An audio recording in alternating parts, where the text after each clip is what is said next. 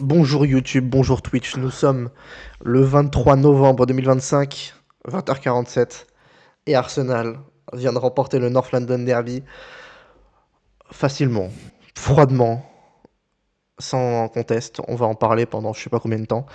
On a des trucs à dire, on a rigolé, euh, c'était super. Bonsoir Théo. Et voilà. Bonsoir. Un derby qui a commencé... Alors non, déjà avant le match, il y avait tout le truc sur les compos de on savait pas qui allait être de retour de blessure, qui allait pas être de retour. Au final, C'est de vrai. retour, on a eu personne, personne sur le titulaire. Juste Madueke et Martinelli qui étaient de retour sur le banc. Toujours pas de Odegaard, Gabriel, Havertz et Jesus. Il faut envoyer le U15 contre le Bayern pour laisser le 11 contre Chelsea. C'est pas faux. On en parlera, on en parlera à la fin. Et du coup, vous voyez les deux 11 à l'écran. Vous voyez les deux 11 à l'écran. Calafiori, c'est Hincapié du coup qui a pris la place de Gabriel. On se posait la question lundi avec Artilleur de qui allait remplacer Gabriel. Donc c'est Hincapié, Timber, machin, Rai Zubimendi et le trio Merino. Et du coup, Merino en pointe, Trossard à Saka derrière. Et côté de Tottenham, Thomas Frank a décidé pour la deuxième fois de la saison après la Super Coupe d'Europe de sortir un back 5 avec Danso, Romero, Van de Ven, Spence et Edogi en piston, Paligna, Bentancourt, le milieu de terrain de boucher charcutier, et Koudou, Sodobert pour un peu nourrir Richarlison. Avant le match, on a eu ce splendide tifo. Bravo aux gens qui ont fait le tifo, il est super. Futsal Campbell au sommet du tifo pour un derby contre Tottenham. C'est manquer de respect comme on aime. C'est très très beau. Et globalement, si on devait résumer la première mi-temps, c'était une oblitération. Tottenham n'a pas tiré de la mi-temps. Il y avait 2-0, ouverture de score de Trossard à la 36e et Eze à la 41e. Alors, la première mi-temps, les 50 premières minutes, disons, on leur a roulé dessus. Ensuite, Ah oui. de passage, je ressors sa vous, je suis parti. Oh, Randy. Coucou. Tu sais que Randy, je sais pas si t'es déjà parti. J'ai hésité à foutre ta tête sur le live parce que ça m'a fait trop rire. Ton petit sourire malicieux, j'ai hésité à le foutre dans un coin en petit.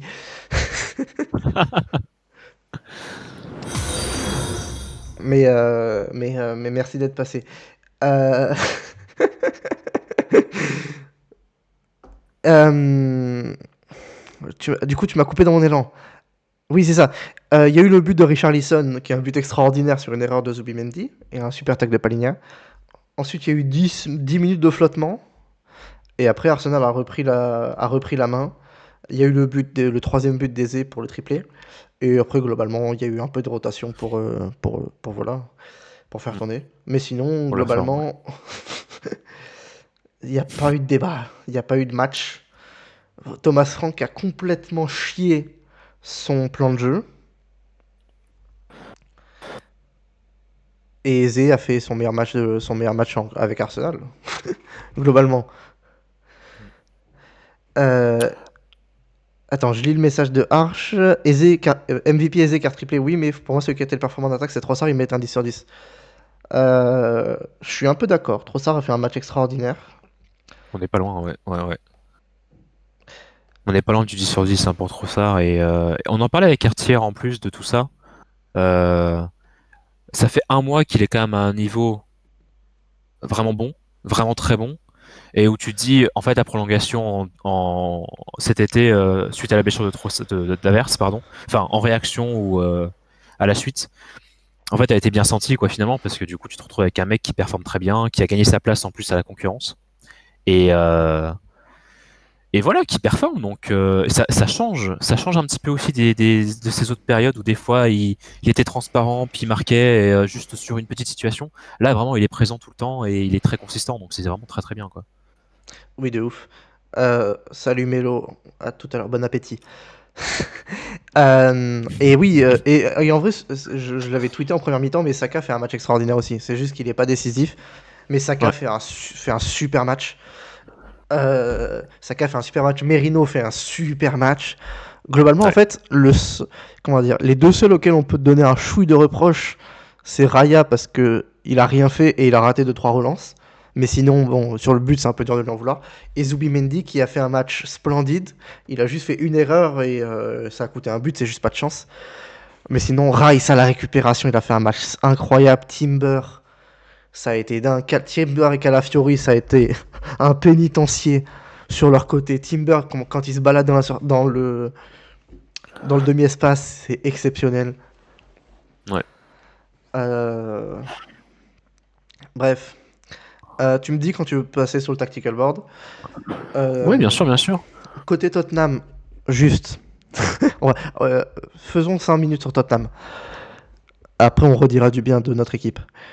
Euh, le plan de jeu était. euh, comment dire, le plan de jeu a été raté. Enfin, comment dire, le plan de jeu était déjà. Est-ce que c'était un bon plan de jeu de vouloir jouer euh, à la à la Antoine Camboiré contre dans un derby du nord de Londres à Arsenal? C'est une question. Et l'exécution a été ok pendant 30 minutes, même si Ouais. t'aurais pu concéder l'ouverture du score à la troisième. Le plan de jeu était ok, c'est juste que tu créais rien parce que Richarlison il se faisait bouffer, Odobert et Kudus on les a pas vus. Mm. Et, euh, et en deuxième mi-temps, t'as Simmons qui sort pour Danso à la mi-temps. Et, et ce qui est cruel pour Tottenham, c'est que du coup, il y a un peu un truc de genre, allez, deuxième mi-temps, on se relance, et tu prends le but à la 46e. Et après t'as pas existé, t'as juste existé un peu plus dans les duels parce que t'as foutu un peu plus d'agressivité. Et Richarlison en tête, Palignac qui a quand même fait un bon match, en vrai. Ouais. Mais sinon, Tottenham, c'est très très décevant. Je dirais en vrai sur le système, oui, c'était une bonne idée de partir là-dessus parce que déjà ça a marché une fois contre le Paris Saint-Germain. Surtout aussi parce que Thomas Frank, il est loin d'être à côté de ses pompes, pardon, tactiquement. Mais ils Donc perdent c'est contre le quelqu'un qui sait PSG. ce qu'il fait. Ils perdent, mais ils avaient quand même pas si mal joué. Ah Enfin, oui, en tout c'est cas, vrai, exact. c'est un peu lointain, mais Oui. c'était pas trop mal. Après, ils ont perdu sur la qualité, je trouve, Et mais ils ont perdu au tir au but en ayant encaissé les deux derniers buts dans les 5 dernières minutes. Oui, exact. c'est ça. Mais c'est vrai que c'était pas si mal.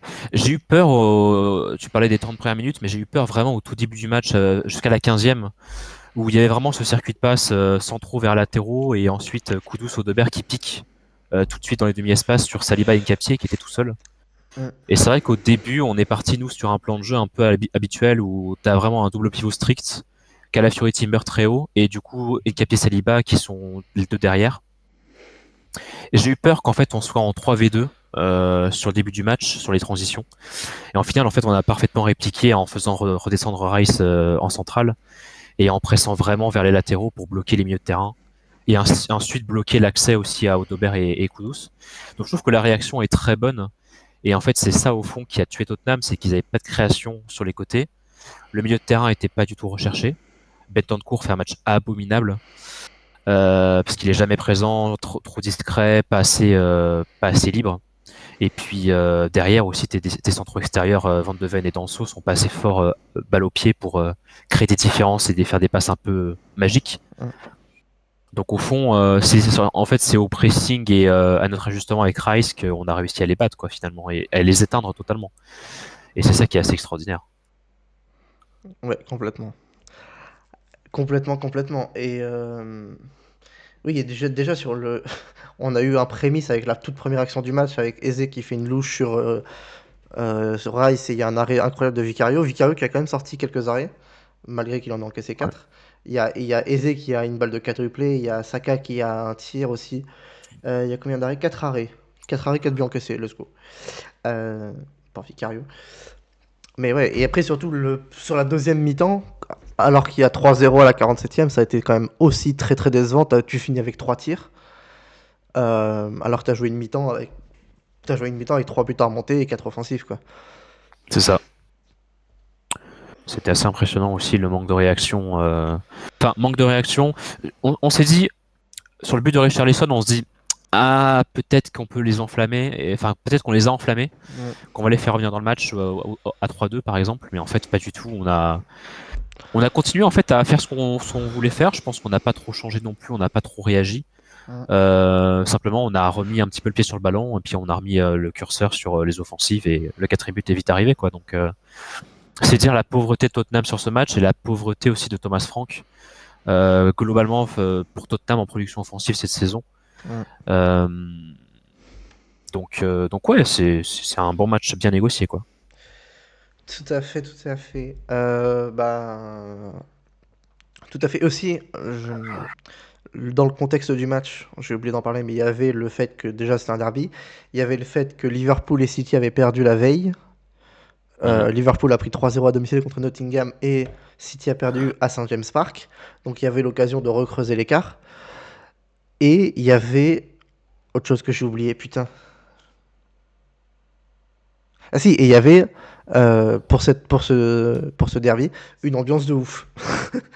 Vraiment, Ça le s'est vu, tifo extraordinaire le tifo déjà. extraordinaire, mais même l'ambiance sur l'avant-match et sur les 10 Ouais, premières minutes, ça a été extraordinaire. Et bravo aux gens de l'Emirates, enfin aux gens qui étaient au vraiment. stade. Parce que c'est souvent un stade, depuis qu'Arteta est là, c'est un stade qui a retrouvé un peu de flambant, un peu de flamme, un peu de vie, mais c'est surtout ça a toujours resté un stade qui vivait à la réaction de son équipe. Et là, pour le coup, c'est le stade qui a emmené l'équipe vers la victoire aussi, qui encourageait toutes les offensives, même qui les demandait, parce que il y a des situations où Rice ou Zubimendi conservaient le ballon, puis le stade s'enflammait pour demander à l'équipe d'avancer et de prendre des risques. Mhm. Et ça nous a vraiment porté aussi, quoi. C'était juste une soirée assez spéciale, quoi. Donc, ouais. Complètement, complètement. Si tu veux passer sur le tactical board après Ouais, pour allons-y, allons-y. notre deep dive sur les Gunners, Le et changement de sauf ton. s'il y a d'autres choses Je suis tellement à professionnel, dire. putain. Non, très bien, très bien. Alors attends, normalement, essaye de bouger un truc. Ça devrait être bon. Oh, ça marche. Tu devrais être connecté. Alors, j'ai juste pas mis Ah, il y a la chatbox. Richarlison. Ouais, Voilà. c'est Mais splendide. bon, c'est facile, hein. Non, non, c'est bon, c'est bon, on C'est s'en va. facile, c'est facile. Alors, voilà un peu ce qu'on peut dire du match tactiquement. Alors, j'ai mis bien sûr notre composition en phase offensive Mm. parce que c'est le plus intéressant, je trouve. C'est là où il y a le plus de changements et le plus d'adaptation de la part d'Arteta sur ce match. Et de toute Et façon, puis j'ai mis Tottenham en phase défensive. ouais, voilà, parce que de toute façon, c'est ce qui s'est passé pendant 70 minutes. Donc, bon. Voilà, c'est ça, parce qu'ils n'ont pas attaqué et puis ils ont une forme assez rigide. À part peut-être Udogi qui bougeait de quelques mètres et Spence aussi, on les a pas vus vraiment dangereux. Ouais. Donc en fait, ce qui est intéressant, je trouve, c'est déjà cet ajustement tactique qu'on a dit, Rice qui se slot entre les deux centraux pour un petit peu plus contenir, faire un 3v3 face à Kudus, Richarlison et Odobert, et ainsi éviter les contre-attaques des Spurs et des longs ballons, ce qu'ils ont réussi à faire au début du match. Mais c'est surtout aussi que, tu t'en as parlé, Saka fait un match extraordinaire, parce qu'il est libre, parce qu'il a souvent le 1v1 face à lui, Mm. plutôt qu'un 2 ou un 3v1, et puis qui a réussi à déclencher et avoir de la liberté systématiquement. Dû au fait qu'on change un petit peu le dispositif, on repart un petit peu sur une ligne de 4 comme contre Liverpool il y a un an et demi en 2024, où on sort un Martinelli, Havertz, Odegaard et puis Saka, avec double faux neuf, et où en fait on arrive à attirer la défense de Liverpool pour ensuite exploser sur les espaces et les half space. C'était comme ça qu'on les avait un petit peu gênés. Et puis là, on refait pareil avec Tottenham, avec un Timber qui était très très haut, quasiment en position milieu offensif. Donc souvent, en fait, on avait un Timber comme ça, un Merino qui était un peu plus axial, et un Zubimendi qui venait soutenir. Ça, c'est une constante, un Zubimendi qui vient soutenir ici. Mais globalement, voilà, on avait ce genre de choses-là. Merino qui driftait vraiment sur le côté droit pour libérer Saka, pour appuyer un petit peu plus aussi nos offensifs, parce que en transition, il fallait le chercher. Et qui joue très bien aussi ce jeu de déviation, ce jeu de décrochage pour libérer. Ça, c'était vraiment très bien senti de la part de Merino et essentiel, parce que sur le premier but, je crois, il est décisif, de par son mouvement et de par ses combinaisons. Et puis Eze, qu'on retrouve dans une zone un peu plus favorite, malgré la présence de Trossard, qui, on pourrait dire, sont des profils assez similaires. Eze retrouve ce half space gauche qu'il a eu quand on jouait avec Odegaard et puis Eze sur le côté gauche, qui a aussi été vraiment très important, très décisif, libéré par la présence de Trossard qui gardait bien le ballon, et par Merino qui driftait et qui occupait les défenses. Ces deux-là deviennent ces trois buts en fait, hein. C'est une présence axiale en exploitant en espace et puis en frappant directement sur Vicario. Donc en fait, ce système a vraiment beaucoup gêné Tottenham parce qu'on les a surchargés. On a vraiment empêché Spence et Udogie d'être trouvés. On les a vraiment empêchés aussi d'avoir une réelle importance offensive, défensive, pardon, parce que Calafiori et Timber les gênaient.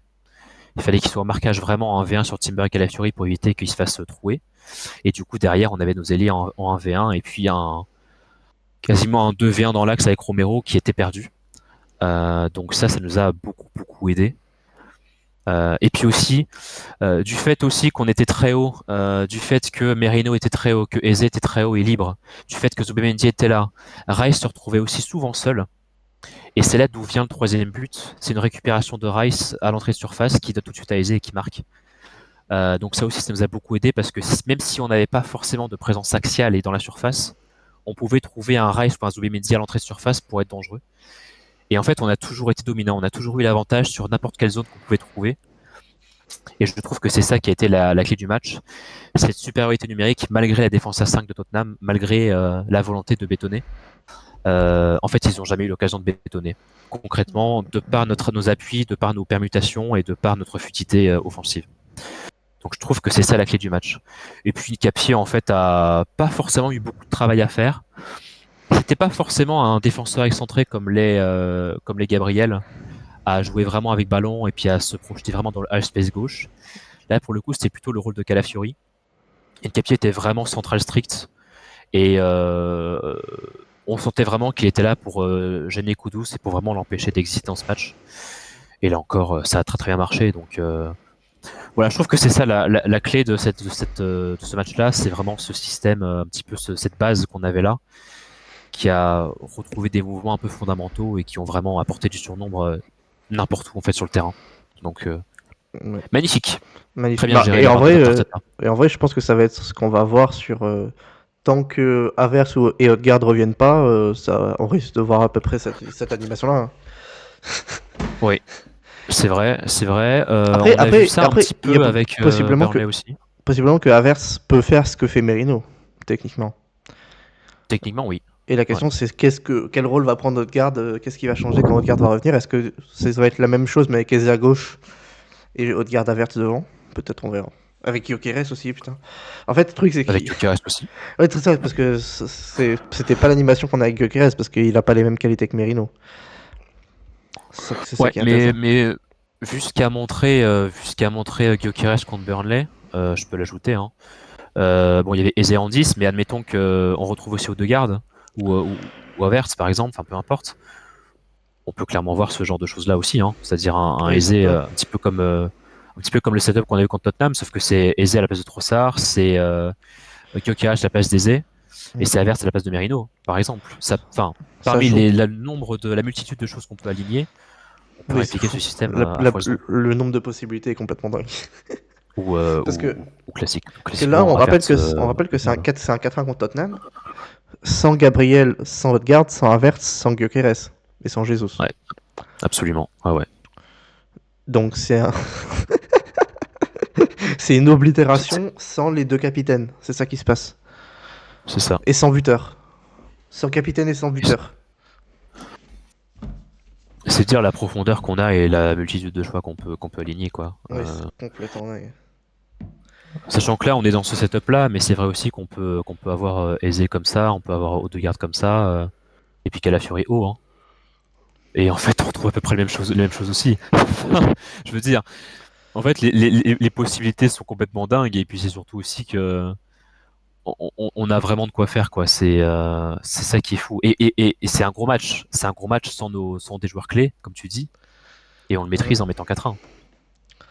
Que Ah oui, dire, non, quoi. mais c'est complètement dingue. Hein. Bah, en vrai, je crois que je l'ai tweeté, mais c'est le meilleur perf en PL de la saison, de loin. Oui. Et,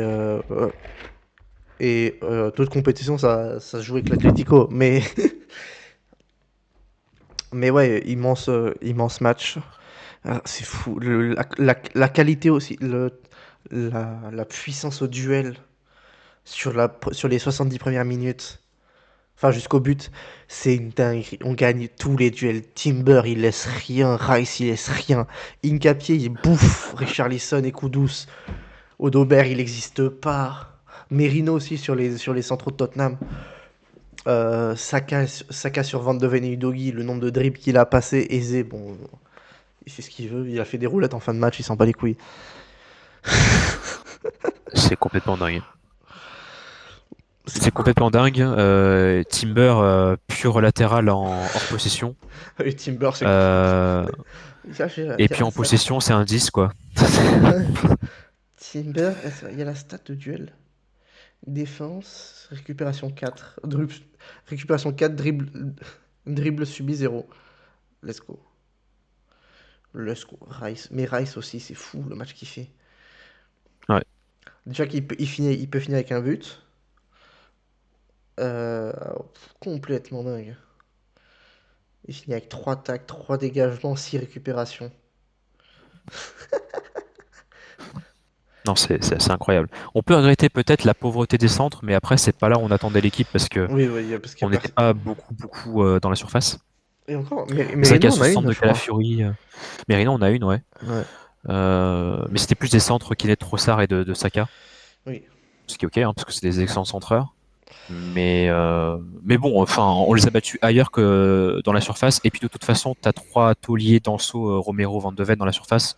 Oui, Tu vas pas à t'amuser à gagner un duel avec seulement Merino qui est fort de la tête. oui, ça va être dur.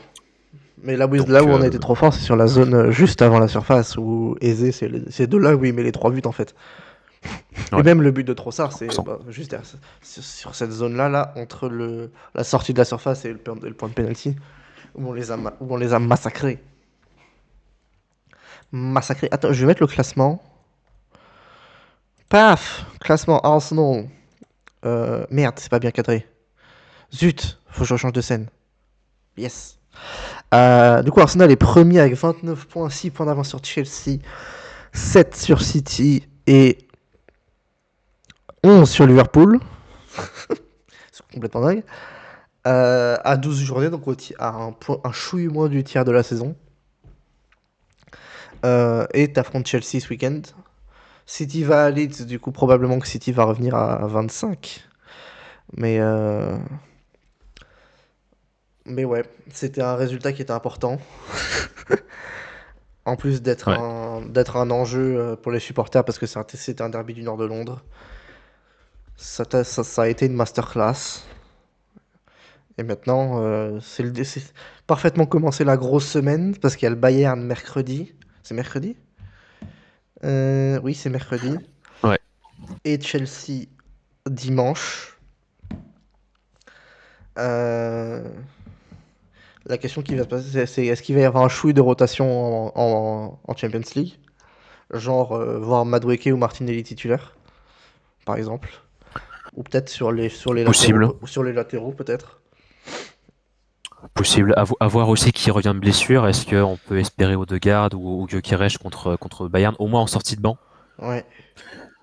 Faut voir. Et puis non, je pense qu'on va être dans la continuité contre le Bayern. Mm. Et peut-être que la rotation se fera contre Chelsea selon le scénario du match. Parce qu'on a aussi les capacités de battre Chelsea avec le 11 qu'on aligne contre Tottenham, par exemple. Oui, clairement. Vu ce qu'ils ont montré ce week-end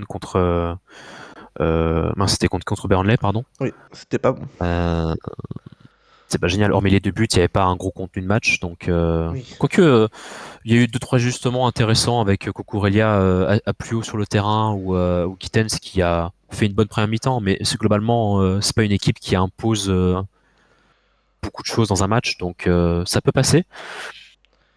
Faudra voir. Est-ce qu'on fait la rotation contre le Bayern? Je pense pas que ce soit smart de tourner contre le Bayern. Même si c'est notre plus grand match de la saison et du calendrier de Ligue des Champions et qu'on peut se rattraper ailleurs, je sais pas. Je sais pas ce qu'on choisira. On verra. Bah, Mais je m'attends à ce qu'on ait 3-11 similaires sur 3 matchs, hein. oui, clairement. En Bah vrai, après, oui, c'est possible aussi. Non, mais j'en parlais plus en mode, juste pour en qualité, juste pour la rotation et pour comment dire, concerner tout le monde et faire Ah revenir les oui. blessés. Mais Mm. je viens de voir C'est vrai, c'est vrai. un tweet de @SpursFRA. Triplé d'Eze, l'une des pires soirées de ma vie de fan des Spurs. Magnifique. Ouais, parce qu'en plus, il y a tout un contexte. Eze qui pouvait signer à Tottenham, en tout cas en Mm. négociation après le rachat Gibbs White. Thomas Frank qui reçoit des questions sur Eze tous les mois depuis ces rumeurs de transfert, Ouais, qui dit Eze who? C'est un joueur d'Arsenal, ça m'intéresse pas. Donc c'est assez marrant. complètement, complètement, complètement.